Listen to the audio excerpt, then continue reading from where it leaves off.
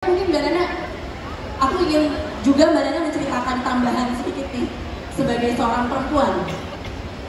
Masihkah kita di hari gini Mbak harus ada tips-tips khusus buat perempuan untuk menjadi pemimpin?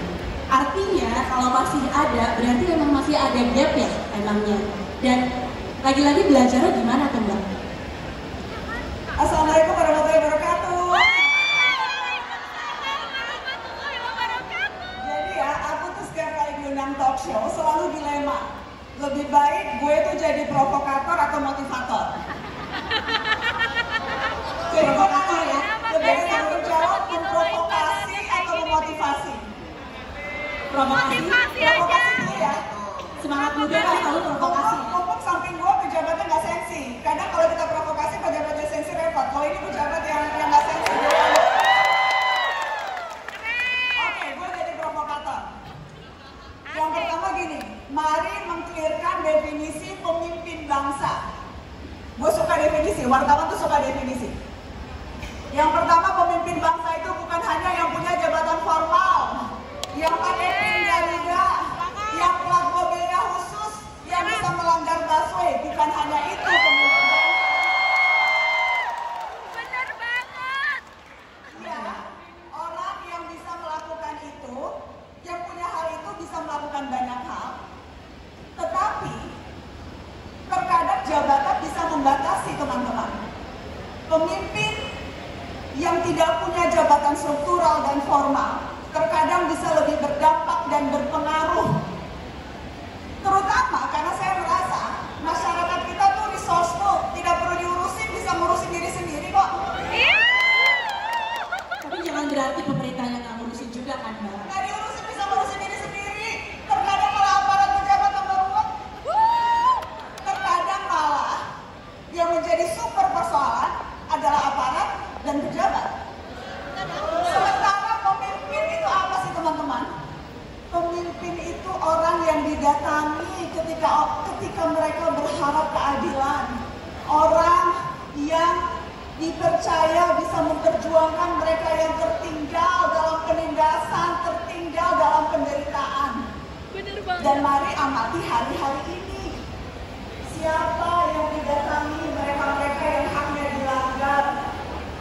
Siapa yang didatangi mereka-mereka yang kerap kali terasa tidak bisa bergantung pada siapapun? Siapa yang didatangi mereka-mereka yang kerap tertinggal dalam penderitaan? Yang didatangi bukan mereka yang punya jabatan, yang didatangi mereka yang punya kepedulian dan keberanian.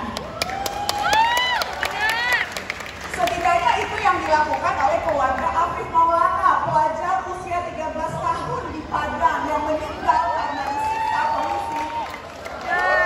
Itu yang dilakukan oleh keluarga Mikhail Sitanggang, pelajar usia 15 tahun yang meninggal diduga dianiaya TNI. Yang didatangi bukan aparat, yang didatangi bukan partai politik yang menurut undang-undang seharusnya menjadi sarana penyaluran aspirasi elit, maaf publik. Yang didatangi adalah lembaga non-negara, yang didatangi media yang kredibel, yang didatangi narasi. Jadi saya mau bilang, pemimpin bangsa itu pemimpin orang yang dipercaya bisa menggaungkan suara-suara yang terpinggirkan, suara-suara yang tidak punya harapan, suara-suara yang harus digaungkan. Dan di tengah situasi negara di mana ada inflasi kekuasaan dan defisit kepublikan, Keren. warga negara yang berdaya, yang bisa menggaungkan suara sampai ke ujung pelosok, itu adalah esensi kepemimpinan yang sesungguhnya. Dan itu bisa dilakukan tanpa pin di dada, bisa dilakukan tanpa plat RI khusus, bisa dilakukan terutama oleh para pendidik dan pembelajar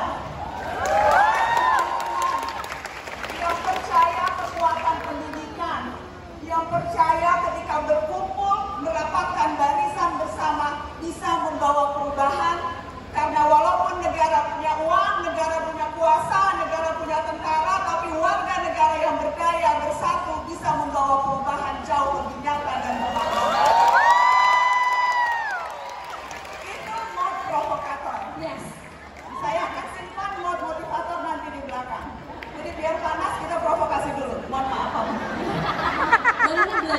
semua dari mana?